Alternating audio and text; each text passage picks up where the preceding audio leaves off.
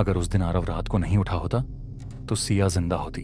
रात के ठीक 2:17 बजे घड़ी की सुइयां जैसे अटक जाती थीं और उसी क्षण आरव की नींद खुल जाती।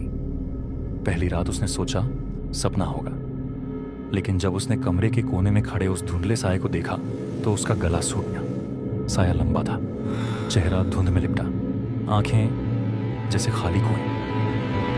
कल सुबह साये ने धीमी खुरदुरी आवाज में कहा, तुम्हारी कार का ब्रेक फेल होगा, मोड़ पर संभल जाना।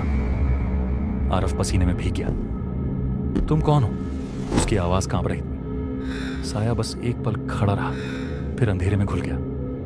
सुबह आरव ने खुद को समझाया भ्रम है, लेकिन ऑफिस जाते समय जैसे ही वह पहाड़ी मोड़ पर पहुंचा, ब्रेक ने जवाब दे दिया। कार फिसली, दिल की धड़कनें कानों में गूंजने लगी। उसे अचानक रात की बात याद आई। उसने तुरंत हैंड ब्रेक खींचा। कार पत्थरों से टकराकर रुकी। अगर उसने पहले से सावधानी न बरती होती, शायद वह जिंदा न बचता। उस दिन से हर रात 2:17 बजे वह साया लौटने लगा। दूसरी रात, कल तुम्हारा और सिया का झगड़ा होगा। वो रोएगी, तुम कुछ ऐसा कहोगे जो वापस नहीं लिया जा सकेगा। आरव ने कसम खाई कि वह शांत रहेगा, लेकिन अगले दिन छोटी सी बात पर बहस हुई। सिया ने बस इतना कहा था, तुम इन दिनों बहुत खोए खोए लगते हो। और आरव फट पड़ा। शब्द उसके मुंह से ऐसे निकले जैसे किसी और ने धक्का दिया हो। तुम्हें हर चीज में शक होता है, शायद तुम ही समस्या हो। सिया की आंखें भर आईं। आरव के भीतर ठंड उतर गई। तीसरी रात, कल तुम्हारी मां की तबीयत बिगड़ेगी। ऐसा ही हुआ। हर रात भविष्य खुलता गया। दुर्घटनाएं, तनाव, डर, और हर बार सब सच। धीरे धीरे आरव को लगने लगा कि वह अपनी जिंदगी नहीं जी रहा, वो बस एक स्क्रिप्ट फॉलो कर रहा है। साया सिर्फ बताता नहीं था, जैसे तय करता था। एक रात आरव ने साहस जुटाया। तुम चाहते क्या हो? उसने चीख कर पूछा। कमरे की हवा ठंडी हो गई। साया थोड़ा आगे बढ़ा। इस बार उसकी आवाज और साफ थी। मैं सिर्फ याद दिलाने आया हूं। क्या याद दिलाने? कुछ पल की खामोशी, फिर शब्द गिरे। कल तुम उसे मार दोगे। आरव का दिल थम गया। किसे? सिया को। कमरे की दीवारें जैसे सिमटने लगी। नहीं, आरव चिल्लाया, मैं उससे प्यार करता हूं। साया स्थिर खड़ा रहा। तुमने हर भविष्य बदला। आरव चुप हो गया। नहीं, वह जानता था कि हर बार उसने कोशिश की थी, पर अंत वही हुआ। इस बार मैं बदल दूंगा, उसने दांत भींचकर कहा। मैं उससे दूर रहूंगा, मैं घर से बाहर चला जाऊंगा। साया धीरे से बोला, तुम हमेशा यही कहते हो। अगली सुबह आरव ने सिया से सामान्य व्यवहार किया। उसे ऑफिस जाना था, पर उसने छुट्टी ले ली। सब ठीक है? सिया ने पूछा। हाँ, उसने जबरन मुस्कुराया। दिन भर वो उसके पास रहा। कोई झगड़ा नहीं, कोई तनाव नहीं। शाम को सिया ने कहा, तुम आज बहुत अजीब हो, मैं बस तुम्हारे साथ रहना चाहता हूं। रात उतर आई। आरव ने तय किया, आज वह सोएगा नहीं। अगर वह सोएगा नहीं तो साया नहीं आएगा, और अगर साया नहीं आएगा तो भविष्य भी नहीं आएगा। 2:16, 2:17। घड़ी ने आवाज की। कमरा ठंडा हो गया।